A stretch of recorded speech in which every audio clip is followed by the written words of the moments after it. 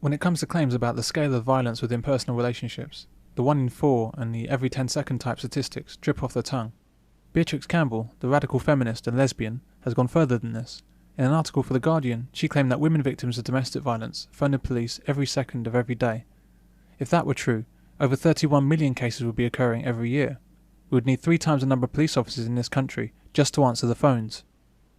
Despite the sheer impossibility of her claims, figures like these are still regularly published by feminist media sources in the UK, particularly The Guardian, The Independent and the BBC. Now, every minute of every day, police receive a call about domestic violence, and each week 2 women die as a result of it. With an incident being reported to the police every 10 seconds.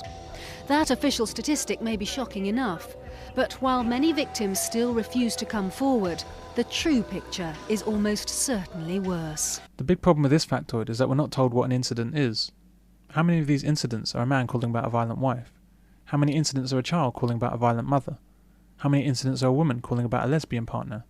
How many are false accusations? How many are repeat callers? How many are about arguments rather than any physical abuse? Because we're deliberately not given any of this information, the audience is led to believe that all of these incidents relate to women calling about men who are beating them up. This factoid, like so many others with domestic violence, is absolutely meaningless. Domestic violence is often described as an epidemic. A domestic violence epidemic is sweeping Britain. An epidemic, really? So it's contagious, this violence? Only men can catch the disease and only women can suffer the effects? Surely an epidemic is something different.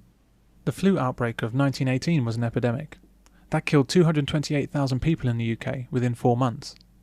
People had to pile hundreds of dead bodies on street corners every day for collection and mass burial. Did you see any piles of beaten up dead women on a street corner this morning? Why is domestic violence described as an epidemic when it bears no relation to what an epidemic is? There is no epidemic of domestic violence, and it's not a growing problem. But there is an epidemic of crap journalism and a growing problem of lying politicians, police officers and charities, all misinforming the public. According to a survey by the Daily Mirror, apparently a third of men thought wife beating was okay under certain circumstances. This is undoubtedly correct, although I'm sure that the men who answered were not asked, "Is wife beating okay with you?" They would have been asked something like, "Could slapping a wife ever be justified?" A yes would be processed into, "Wife battering equals okay." Cue hysteria.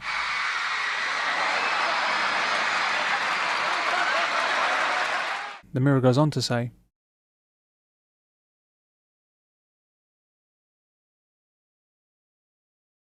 "Well, that's because it's unlikely the dog deserved it. But seriously, as with many feminist surveys like this, the answers that people give bears very little relation to the conclusions drawn." When I asked for a definition of domestic abuse, I said that I did not consider that a one-off aberration that might have happened 15 years ago where my wife slapped me round the face because she lost her temper that day and it had never happened before and it had never happened since. I said, I really don't put that into the same category of domestic abuse as somebody who's systematically abusing somebody else like on a daily or a weekly basis. I said, it's not acceptable, you know, that one-off slap. I said, but it does happen, it's human frailty. If you're working on zero tolerance, that would have meant that I would have phoned the police up immediately and said, my wife has just slapped me around the face, I want her arrested and I want her prosecuted.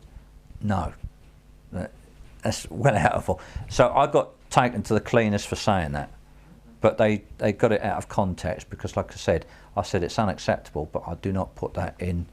And what they tried to pretend was that I said that was perfectly okay to slap somebody. I didn't say that at all. The men would not have been referring to battering at all. As we've seen, battering seems to have a very different meaning to normal people compared with hysterical females. The men will be referring to a loss of control, which can happen to anyone, man or woman. They'll be talking about slapping or restraining a woman who is perhaps attempting to kick or punch them, or stab them with a kitchen knife. Would you hit a woman if she tried to stab you? Or would you bare your chest and take it like a man? Well, there's a strange presumption in society that that's exactly what a man should do. In 2005, the actor Ross Kemp was assaulted by his wife, Rebecca Wade, resulting in him requiring hospital treatment. Yeah, the Sun's editor, Rebecca Wade, was arrested today for allegedly assaulting hardman husband Ross Kemp. I couldn't quite believe it when I heard this. What would generally happen is that Ross would have been arrested as a matter of course, despite being the victim of an attack. For the woman to be arrested, this must have been one hell of a serious attack, probably involving a weapon, and the arresting officers must also have been unusually intelligent and open-minded about what went on, compared with the stated police line of domestic violence. With the arrest policies, if a man does call a woman, the chances are he'll be taken away. It doesn't matter what if he's scratched and whatever, he's taken out of the situation because it's a positive arrest policy. It's certainly drummed into officers that is the positive intervention and positive action that is expected of them at the scene of a domestic violence incident. Listen to some of the commentary on the incident. Courtesy of a couple who know a thing or two about spousal abuse. You see it here on the sofa. You got previous and going home at 4 in the morning and bashing her husband? Well, she never beat me up when I was her editor at News of the World, but she's a fiery redhead. Allegedly, I'm told. He said on a bar of soap, didn't he? I mean, it is just utterly hilarious, isn't it? I mean, I don't think she's beaten him up before. I mean, he is Ross Kemp, he's Grant Mitchell, and Henno from Ultimate Force. I mean, it's not playing very well for him, is it? He won't be now. The toughest man in Britain, brought to his knees by Rebecca Wade, about 5'8", 8.5 stone. It's not great. It seems Ross Kemp is in something of a bind here. Piers Morgan says that he's somehow unmanly for being injured by his wife. But if he defended himself and perhaps injured her, then he's not a tough guy. He's one of those evil wife-beaters that we're told lies behind every front door. So he's not a tough guy if he defends himself from a woman, and he's not a tough guy if he gets attacked by a woman. It seems that the only way he can actually be tough is to take a beating or a knife attack from a woman, not restrain her or defend himself, not get injured, and not say anything about it to anyone. If you can manage all that, then he's a tough guy. Initially, the reaction is to defend yourself. I soon learnt that that wasn't the thing to do, because if I tried to grab her wrists or anything to stop her hitting me, she would then claim that I'd hit her first and that I'd attacked her. So although the initial reaction was to defend myself. She said she'd hit him around the back of the head with something nasty, and blood was flowing from the back of his head. So he called the police, and when the police got there, she just screamed and shouted, "Oh, he was going to try and kill me, so I did that to him." And the copper arrested him. He said, "Well, hang on, and he's, of course, then he was done for resisting arrest." But then I realised and I learnt, and I was told by the policeman, of course, you must never ever hit back. And it is actually his good advice, because if you don't, then there are no marks. And if you're the only one with marks, everybody can see that you're the only person who's actually been attacked.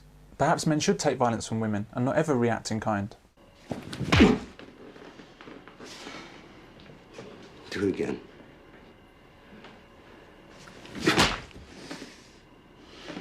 One more time. And perhaps there's nothing a woman could say or do that could justify a slap. It wasn't a miscarriage. It was an abortion. An abortion, Michael. It was a son, and I had it killed because this must all end. But I think we need to be realistic about human relationships and be honest with ourselves about what can arise within them. Women can and do incite and provoke violence from men, often in full knowledge that violence can be the only result. These women should never be classed as victims.